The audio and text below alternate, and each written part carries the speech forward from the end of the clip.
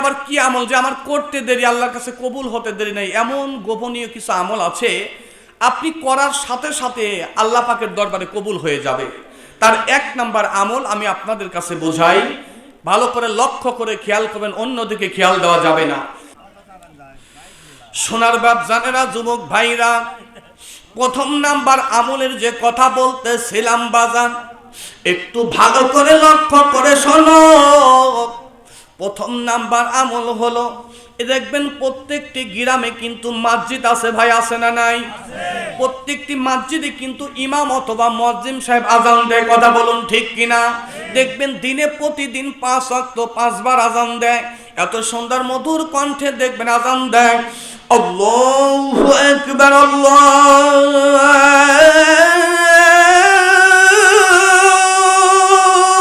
আকবার, এত সুন্দর চমৎকার কণ্ঠে বাজান যখন মসজিদে আজান দেয়, আজান হওয়ার সাথে সাথে কোন মুসলমান যদি পাক পবিত্র হওয়ার জন্য বাজান রে মসজিদের মধ্যে যদি কোনো মুসলমান প্রবেশ করি, ওযু ছাড়া কি প্রবেশ করতে পারবো?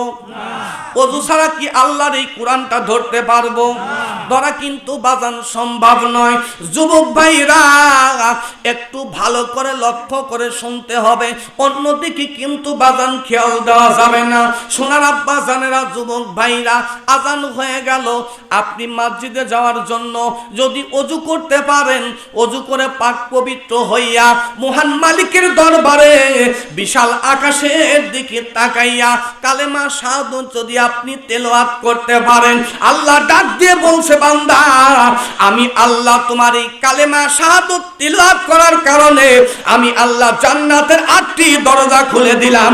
চিল্লা বলুন না একবার মারহাবা। কয়টি দরজা? জান্নাতের দরজা কয়টি? আর জাহান্নামের দরজা কয়টি? তাহলে আল্লাহ পাক দেখেন কত দয়াময়, কি দয়ার সাগর। ইচ্ছা করলে তো জাহান্নামের দরজা আরো বাড়ায় দিতে পারতেন, কিন্তু সেটা না করে জান্নাতের দরজা বাড়ায় দিলেন। আল্লাহ পাক জাহান্নামের দরজা কমায় দিলেন। সোনার বাপ জানেরা, যুবক ভাইরা, আপনার যে দরজাটা ভালো লাগবে, যেটা পছন্দনীয় হবে, আপনাকে দরজার সম্মুখে যাওয়ার অনুমতি দেওয়া হবে। দরজার সামনে যখন দাঁড়াইয়া আপনি যখন দাঁড়ায়া যাবেন, প্রত্যেকটি জান্নাতে দরজার গেটের উপরে লেখা আছে কালেমা লা ইলাহা ইল্লাল্লাহু মুহাম্মাদুর রাসূলুল্লাহ। প্রত্যেকটি দরজার উপরে ওই গেটের সম্মুখে দিয়া কালেমা লেখা আছে। জান্নাতি মেহমানগুলি কালেমা পাঠ করতে থাকবে। বাজান রে, জান্নাতে যাইতে হলে কি কর্ম করা লাগবে, কি কর্মসূচি আছে, এটা আমি পরে বলতে থাকবো ইনশাল্লাহ। সোনার বাপ জানেরা, যুবক ভাইরা, আজকে যদি আপনি আটঘরিয়া বাজারে চলে যান অথবা পাবনা শহরে গেলেন মার্কেট করার জন্য, আপনি পোশাক চয়েস করবেন, এক দোকান ভালো না লাগলে আর এক দোকানে যাইবেন, আর এক দোকান পছন্দ না হলে আর একটি দোকানে যাইবেন। আপনার মন মতো পোশাক যদি না হয় আপনি ক্রয় করবেন না। অনুরূপ ভাবে জান্নাতের প্রত্যেকটি গেটের সম্মুখে দাঁড়াইয়া চয়েস করবেন কোনটা ভালো লাগে, কোনটা ভালো লাগে। এই রকম চয়েস করতে করতে শেষ প্রান্তে যা দাঁড় হয়ে যাইবারে যুবক ভাই, দাঁড় হওয়ার পরে দেখবা আল্লাহ পাক জান্নাতুল ফেরদাউস নামের একটি জান্নাতের দরজা আছে। আল্লাহ ওই দরজাটি তোমাকে জান্নাতের মধ্যে পৌঁছায়া দিবে। জোরে বলা যাবে নাকি একবার সুবহানাল্লাহ? তাহলে ছোট্ট একটি আমলের কারণে আল্লাহ জান্নাতের 8টি দরজা খুলে দিয়েছে। আজান হওয়ার সঙ্গে সঙ্গে কোন মুসল্লি ভাই তাড়াহুড়া করে যদি আপনার মসজিদে যদি যাইতে পারে, ওই তাড়াহুড়া করাটাই মহান মালিকের দরবারে বেশি পছন্দনীয়। ও যুবক ভাই, 2টা পায়ে ধরে বলে যাই রে যুবক, প্রথম নাম্বার আমলটি যুবক ভাই বললাম আব্বা জানেরা, এ বাবা জানেরা, 2টা চক্ষু একটু চক্ষু 2টা বন্ধ করে, চক্ষু 2টা বন্ধ করে দিলে দেখবেন দুনিয়াটা অন্ধকার হয়ে গেছে। মৃত্যুর কথা, মরণের কথা স্মরণ করে আলোচনা শুনবেন, চক্ষু থেকে পানি থামাইতে পারবেন না। এই চক্ষু থেকে যদি একটি ফোঁটা পানি আল্লাহর এই জমিনে ফেলাইতে পারো রে যুবক ভাই, আমার আব্বা জানে না এই একটি ফোঁটা চোখের পানিরা তো দাম। কঠিন কিয়ামতের ময়দানে মুসিবতের সময় হাজার উম্মতিরা জাহান্নামের মধ্যে দৌড়াদৌড়ি করবে, জাহান্নাম পিছনে ছুটাছুটি করবে। আখিরি জমানার পয়গম্বর নবী আমার দুই চোখের পানি ফেলে নবী আমার কান্দে, দুই চোখের পানি ফেলে নবী আমার কান্দার বুকটা ভিজায়া দেয়। নবী আমার কান্দে আর ডাক দিয়ে বলে, আল্লাহ আমার সব মুখে দিয়ে আমার গুনাহগার উম্মতকে তুমি জাহান্নামে দিও না। আল্লাহ তুমি আমার গুনাহগার উম্মতকে জাহান্নামে দিও না। নবী আমার বাচ্চাওয়ালা মুরগির মতো নবী আমার দাফাদাফি করবে। এ মুসলমান ভাই, একটু ভালো করে লক্ষ্য করে শোনো রে যুবক ভাই, বাচ্চাওয়ালা মুরগির মতো নবী আমার দাফাদাফি করবে আর ডাক দিয়ে বলবে, আল্লাহ আপনি আমার এই গুনাহগার উম্মতকে জাহান্নামে নিক্ষেপ করবেন না। আল্লাহ ডাক দিয়ে বলে, হাবিব আমার বন্ধু শোনো। নবী আমার কান্না করতে করতে মালিকের দরবারে হাজির, ডাক দিয়ে বলতেছে, বন্ধু গো বিশ্ব নবী হাবিব আমার, একটু হাতটা আমার সম্মুখে তুমি টান করে ধরো। নবী আমার আল্লাহর দরবারে হাতটি উঁচু করে ধরলেন, হাতের উপর একটি ফোঁটা পানি বাগান উঠায়া দেয়, বলে, আল্লাহ এই পানিটুকু নিয়ে আমি কি করব আপনি জানায়া দেন। ডাক দিয়ে বলতেছে, হাবিব আমার বন্ধুরে, এই পানিটুকু নিয়া তোমার উম্মতের পিছনে জাহান্নাম দৌড়াদৌড়ি করতেছে, তুমি ওই জাহান্নামের ভিতরে পানিটুকু ছিটায়া দাও। বিশ্ব নবী আমার পানিটুকু নিয়া জাহান্নামের মধ্যে বাগান যখন নিক্ষেপ করে দেয়, সাথে সাথে জাহান্নামের আগুন হারাম হয়ে গেল। চিল্লা বলা যাবে নাকি আল্লাহু আকবার? সাথে সাথে জাহান্নামের আগুন হারাম হয়ে যায়। নবী আমার অবাক হয়ে গেলেন, কারণটা কি রে? জাহান্নামের আগুন কেমন করে এই পানির বদলায় হারাম হয়ে গেল? পিছনে দৌড়াদৌড়ি বাজান বন্ধ হয়ে গেল। সোনার যুবক ভাইরা, দুইটা পা আগা দাউরে যুবক ভাই, দুইটা পায়ে ধরে বলে যায়। এবার নবী আমার ডাক দিয়ে বলতেছে, আল্লাহ আল্লাহ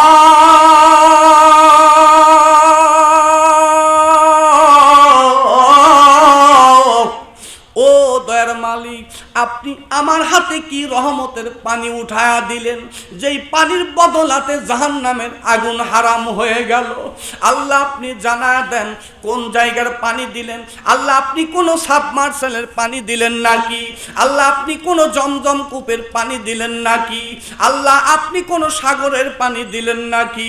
আল্লাহ আপনি কি কোন বৃষ্টির পানি দিলেন নাকি? আল্লাহ আল্লাহ ডাক দিয়ে বলতেছে, হাবিব রে এই দেখ, লক্ষ্য করে দেখ, আমি আল্লাহ খাতার উপরে ফেরেশতার মাধ্যম দিয়ে লিখে রেখেছি।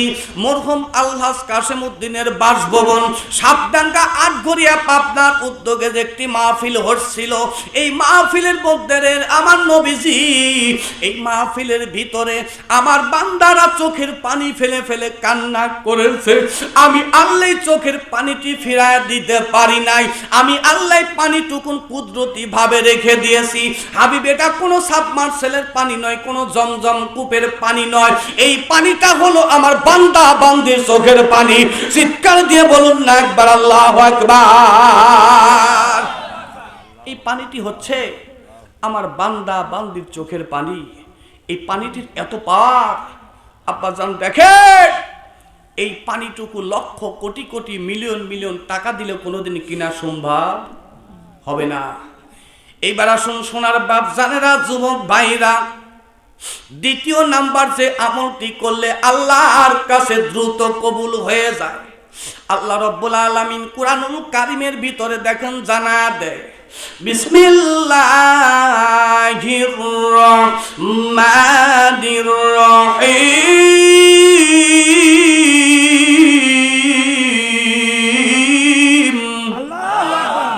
আর একটু জোরে বলুন না আল্লাহু আকবার। আকাদ রাব্বুকা আল্লা তা'বুদু ইল্লা ইয়্যাহু ওয়া বিল ওয়ালিদাইনি ইহসানা।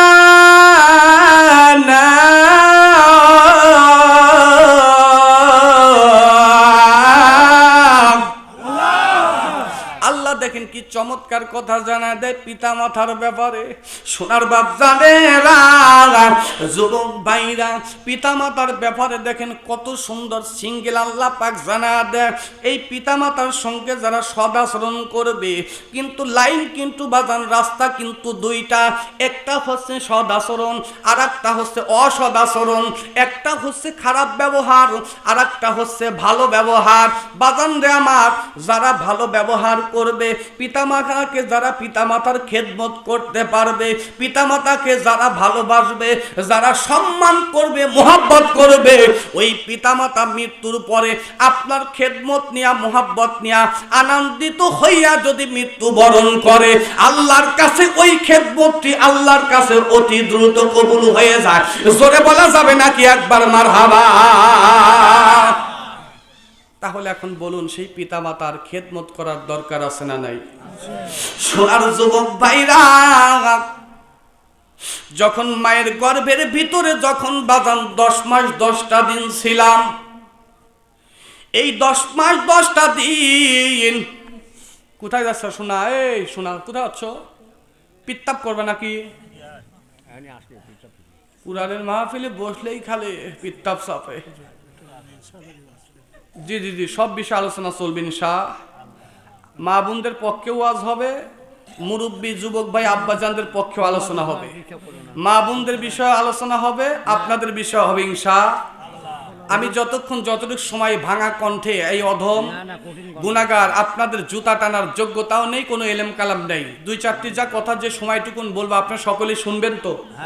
সবাই কি থাকবেন না সবাই চলে যাবেন? শুধু এই যে বুলবুলি ভাইয়ের মাইকালা ছাড়া আর কেউ থাকবে না? সবাই থাকবেন তো? কারা কারা থাকবেন না 2 হাত উঁচু করে আল্লাহরে দেখা দেন। না বুঝে হাত উঠে গেছে ভাই, এটা আপনাদের দোষ নাই, আল্লাহ কবুল করুক, সকলে বলুন আমিন। তাহলে বাজান রে আমার, একটু যুবক ভাইরা আমার ভালো করে লক্ষ্য করবারে, যুবক ভাই মুরব্বী আব্বা জানেরা, এই পিতা মাতার খেদমত করা লাগবে, সেই ব্যাপারে কথা বলতেছিলাম। মায়ের গর্ভের ভিতরে 10 মাস 10টা দিন ছিলাম, কিন্তু ভিতরে কি করছিলাম আমরা কি বলতে পারবো? কথা বলেন, পারবো? এই ভিতরে যখন ছিলাম, মায়ের পেটের ভিতরে থাকা অবস্থায় কি খায় এত বড় হইলাম, কি খানা খাইলাম, কি রিজিক আল্লাহ দান করলো। এ সোনার যুবক ভাই মুরব্বী আব্বা জানেরা, ভালো করে লক্ষ্য করে শোনো, পেটের ভিতরে যে আল্লাহ কি রিজিক সৃষ্টি করে দিল, তৈরি করে দিল। মায়ের পেটের ভিতরে 10 মাস 10টা দিন যখন ছিলাম, মায়ের এই লাভির নারীর সঙ্গে বাজানো সন্তানের লাভির নারী অ্যাড করে দিয়েছেন। চিল্লা বলুন একবার আল্লাহু আকবার। মায়ের নাভি আর সন্তানের নাভি, দুইজনের নাভিটা এক করে দিয়েছেন। মায়ের রক্ত খেয়ে খেয়ে খেয়ে খেয়ে সন্তান তিলে তিলে বড় হয়েছি। কথা বলুন। তাহলে ওই যে 10 মাস 10টা দিন আমার আম্মা জানেরা, আমার বোনেরা, সবারই কিন্তু ফ্যামিলি বাজান আছে। এই আম্মা জানদের পেটে যখন সন্তান আসে, দেখবেন এই 10 মাস 10টা দিন মিন্স কিন্তু আল্লাহ বন্ধ করে দিয়ে দেয়। ওই মিন্সের রক্তগুলা আল্লাহ যদি মুখ দিয়ে পান করাইতো, এই জবান এবং মুখটা কিন্তু বাজান নাপাক হয়ে যাইতো। আল্লাহ মুখ দিয়ে পান না করাইয়া লাভির সঙ্গে লাভির কালেকশন করিয়া তিলে তিলে রক্ত খায় আল্লাহ বড় করছে পেটের ভিতরে। এ যুবক ভাই, তো এটা পায়ে ধরে বলে যাই রে মুরব্বী আপা জানেরা, পেটের ভিতরে 10 মাস 10টা দিন ছিলাম। এই 10 মাস 10টা দিনের মধ্যে বাজান রে আমার 4500 বার মায়ের পেটের মধ্যে লাথি লাগা দিয়েছি। হে যুবক ভাই, যেই মায়ের পেটের ভিতরে 10 মাস 10টা দিন ছিলাম, এই মায়ের পেটের ভিতরে 4,500 বার লাথি লাগা দিয়েছি। এই 4,500 মধ্যে রে যুবক ভাই, 4,500 মধ্যে সবচেয়ে বড় বড় লাথি হলো 3টা। কয়টা? সবচেয়ে বড় বড় লাথি হলো বাজান 3টা। জীবনে অনেক আলোচনা শুনছেন, মায়ের পেটের ভিতর যে এত বড় লাথি লাগা দিছি শুনতে জীবনে পাই নাই। এ যুবক ভাই, 4,500 বার লাঠির কথা বলতে গেলে এরকম অনেক দিন সময় লাগবে, বলে শেষ করা যাবে না। এর মধ্যে সবচেয়ে বড় বড় 3টা লাঠির কথা বলবো রে বাজান। আমি আপনাদের খেদমতে আরজ করে বলবো, 4,500 লাঠির মধ্যে রে বাবা, 4,500 লাঠির মধ্যে সবচেয়ে বড় বড় 3টা লাঠি পেটের ভিতরে লাগায়া দিয়েছি। সোনার বাচ্চানেরা, যুবক ভাইরা, প্রথম নাম্বার লাঠি যখন পেটের উপর মেরে দিয়েছে, মা 2 চোখের পানি ফেলে কান্নার বুকটা ভিজায়া দেয়, ডাক দিয়ে বলে, ও গ্রামবাসীরা শোনো, এমন ভাবে সন্তান পেটের ভিতরে লাথি লাগা দিয়েছে, এমন ভাবে গুতা দিয়েছে, আমার মন বলতেছে আমি আর দুনিয়ার বুকে থাকবো না রে গ্রামবাসীরা। ও গ্রামবাসীরা শোনো, আমি দীর্ঘ আজ 20 থেকে 25 বছর তোমাদের সাথে চলাফেরা করেছি। এক বিন্দু যদি কোনো ভুল হয় একটু দয়া করে ক্ষমা করে দিও। যদি ক্ষমা না করে দাও, মহান মালিকের দরবারে আমি কি জবাব দিব? আমি মা। গ্রামবাসীরা ডাক দিয়ে বলে, আল্লাহ রে, তুমি আমার এই কলিজার টুকরা পিটিরে তুমি মৃত্যু দিও না। আল্লাহ, তুমি এই কলিজার টুকরা পিটিরে মৃত্যু দিও না। আল্লাহ, তুমি সুন্দর সুস্থ ভাবে এই গর্ভে থেকে সন্তান দুনিয়ায় ভূমিষ্ঠ করায়া দাও। সোনার আব্বা জানেন, আমার যুবক ভাইরা, দ্বিতীয় নাম্বারে যখন পেটের মধ্যে লাথি লাগা দিস, হাঁটু দিয়া কিনে দিয়া কত গোটা মেরে দিয়েছি রে আব্বা, ভাবে গুতা দিয়েছি, এমন ভাবে মা চিৎকার মেরে মেরে কান্না করেছে। ডাক দিয়ে বলে, ও মা, ও আব্বা, আসো আমার বুকে আসো। ও মা, ও আব্বা, তুমি আমার বুকে আসো, আমি তোমার কলিজার টুকরা সন্তান, আমি তোমার কলিজার টুকরা বিটি। পেটের ভিতরে এমন ভাবে গুতা মেরে দিয়েছে মা রে, এ মা, আমি আর সহ্য করতে পারি না রে মা। ও মা, তুমি মাফ করে দিও মা। ও আব্বা, তুমি মাফ করে দিও, তোমার বিটিরে তুমি মাফ করে দিও। আমার মন বলতেছে আমি আর এই দুনিয়ার বুকে থাকবো না। ও যুবক ভাইরা, 2টা পায়ে ধরে বলে যাই রে যুবক, ও সাবধানকার মুসলমানেরা, মার বাবা হাত তুলে কাঁদেন, বলে, আল্লাহ, আমার বিটিরে তুমি মৃত্যু দিও না, আমার এই সন্তানরে মৃত্যু দিও না। সুন্দর ভাবে তুমি এই গর্ভে থেকে সন্তান ডেলিভারি করায়া দাও। 3 নাম্বারে যখন পেটের ভিতরে লাথি লাগা দেয়, ও যুবক ভাইরা, কারা মাহারা সন্তান, কারা বাবারা সন্তান আমি জানি না। ও আম্মা জানে না কোন বিটি আসছে রে, ও আমার কোন দরদি মা, বাবা রে হারাইছো, মা রে হারাইছো। 3 নাম্বারে যখন পেটের মধ্যে লাথি লাগা দেয়, পানের স্বামীকে জরা বুকের মধ্যে নিয়ে ডাক দিয়ে বলে, স্বামী রে, ও স্বামী, 20 বছর সাংসারিক জীবন করলাম, তুমি একটু ক্ষমা করে দাও, একটু ক্ষমা করে দাও। পানের স্বামী চোখের পানি পেলে কান্দার বলে, আল্লাহ আমার বিবিরে তুমি মৃত্যু দিও না রে আল্লাহ। ও দয়ার আল্লাহ, আমার পানির বিবিরে মৃত্যু দিও না। ডাক দিয়ে বলে, স্বামী গো, আমার কথার দ্বারা যদি ভুল হয়ে থাকে, আমার ব্যবহারের দ্বারা যদি কষ্ট পেয়ে থাকেন, আমার আচরণে যদি আপনি কষ্ট পেয়ে থাকেন, স্বামী রে আপনি একটু দয়া করে মাফ করে দেন। পানের স্বামী বেহুশ হয়ে কান্দে, বলে, বিবি রে তুমি এই ধরনের কথা আমার কাছে বলো না। ও মা, কত কষ্ট করে গর্ভে থেকে সন্তান ডেলিভারি করছে রে মা, কতবার সন্তান ডেলিভারি দিতে যাই আর জমিনে স্ট্রোক করে মারা যায়, কত মা রক্ত শূন্যতায় মারা যায়। ও আব্বা জানেরা, সন্তান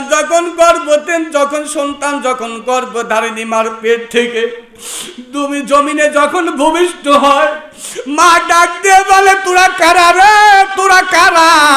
আমার সন্তানকে আমার বুকের উপর উঠায়া দে। চিল্লা বলুন আল্লাহু আকবার। আমার সন্তানকে আমার বুকের উপর উঠায়া দে।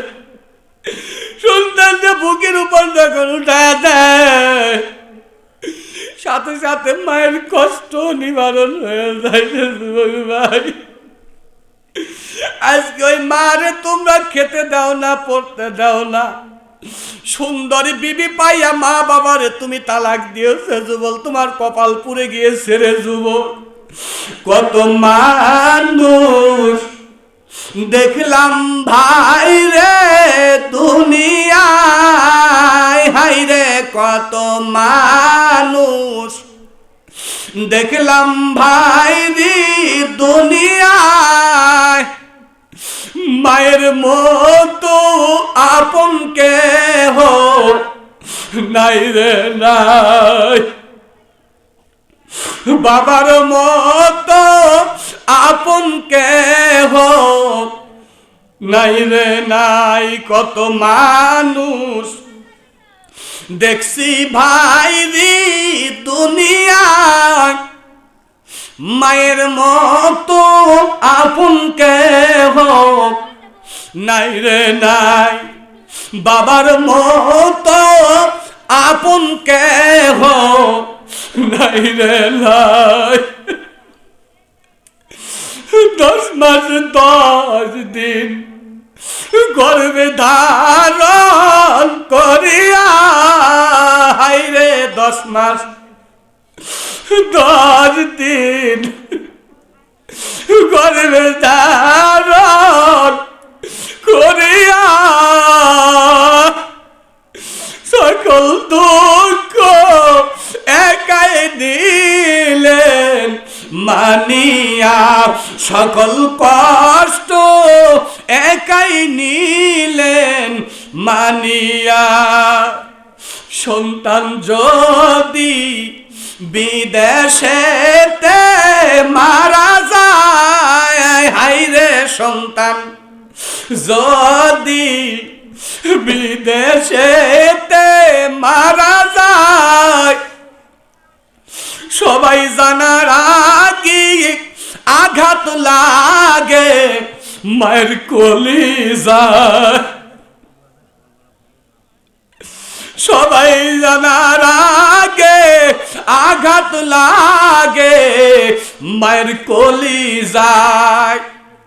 বুকের মালিক যদি কোথাও চলে যায়, হায় রে বুকের মালিক যদি কোথাও চলে যায়, চোখের জলে মায়ের বুকটা ভিজে যায়, চোখের জলে মায়ের বুকটা ভিজে যায়। হায়রে মানুষ মাইরে তোমরা চিনলা না, সময় থাকতে মায়ের সেবা করলা না, সময় থাকতে বাবার সেবা করলা না। কত মানুষ দেখলাম ভাই রে দুনিয়ায়, মায়ের মতো আপন কেহ নাই রে নাই, বাবার মতো আপন কেহ নাই রে নাই। মায়ের পায়ের নিচে সন্তানের বেহেশত, হায়রে মায়ের পায়ের নিচে সন্তানের বেহেশত। সময় থাকতে ও যুবক মায়ের সেবা করো, সময় থাকতে মায়ের খেদমত করো। মায়ের পায়ের নিচে সন্তানের বেহেশত, সময় থাকতে মায়ের সেবায় হরত। হায়রে যুবক সময় থাকতে মায়ের সেবায় হরত। কত মানুষ দেখলাম ভাই রে দুনিয়ায়, মায়ের কত মানুষ দেখলাম ভাই রে দুনিয়ায়, মায়ের মতো আপন কেহ নাই রে নাই, বাবার মতো আপন কেহ নাই রে নাই। একটু আওয়াজ দিয়ে বলবেন না আল্লাহু আকবার। আপনাদের মনে হয় কষ্ট হচ্ছে, বিরক্ত বোধ করছেন না তো? আমি কিন্তু পূর্বেই বলেছি কষ্ট হলে আমাকে সিঙ্গেল দিবেন, আমি মুনাজাত করে চলে যাইব। কারণ আমি কষ্ট দিয়ে আলোচনা করতে আমি রাজি নাই। 12টা পার হয়ে গিয়েছে, আর কিছু সময় কথা বলে আখেরি মুনাজাত করব। রাজি আছেন তো ইনশাআল্লাহ? কারণ আম্মা আব্বার যে ইতিহাসের কাহিনীটা ধরেছি, এখনো অনেক বাদ আছে, আবেগ ঘন বক্তব্য আছে, শুনলেই বুঝতে পারবেন যে মায়ের আর বাবার এত দাম। কারণ প্রশ্ন করা হয়েছিল সর্বপ্রথম খেদমত করতে হবে কার? বলে তোমার মার। তারপরে খেদমত করতে হবে কার? বলে তোমার মায়ের। তারপরে খেদমত করতে হবে কার? বলে তোমার মায়ের। এরপরে খেদমত করতে হবে কার? বলে তোমার বাবার। বিশ্বনবী এই প্রশ্ন বললেন, বিশ্বনবীর কাছে এই প্রশ্ন করলেন, রাসূল আমার এই কথাগুলি জানিয়ে দিলেন। তাহলে মায়ের কথা বললেন 3 বার আর বাবার কথা বললেন 1 বার। আসুন সোনার বাপ জানেরা, যুবক ভাইরা, আমি আপনাদের খেদমতে আরজ করে বলবো। এবার সোনার আব্বা জানেরা একটু ভালো করে লক্ষ্য করে শুনবেন। এবার সোনার টুকরা যুবককে বাবা কামলা বিক্রয় করিয়া ছেলেরে সুশিক্ষা শিক্ষিত করছে। বাবা গাড়ি ড্রাইভিং করিয়া ছেলেরে পড়াইয়া বড় করছে, সুশিক্ষায় শিক্ষিত করছে। কত কষ্ট করে প্রচন্ড রোদের ভিতরে, তাপের ভিতরে কামলা বিক্রয় করে তাদেরকে পড়ার ব্যবস্থা করেছি। কত মা মুরগি ডিম বিক্রয় করিয়া ছেলের পরীক্ষার ফিস দিয়েছে। বাজান রে, কত মুরগি বিক্রয় করে ছেলে মেয়ের পরীক্ষার ফিস দিয়েছে মা বাবা। আজকে কেমন করে তাদেরকে তোমরা ভুলে যাও?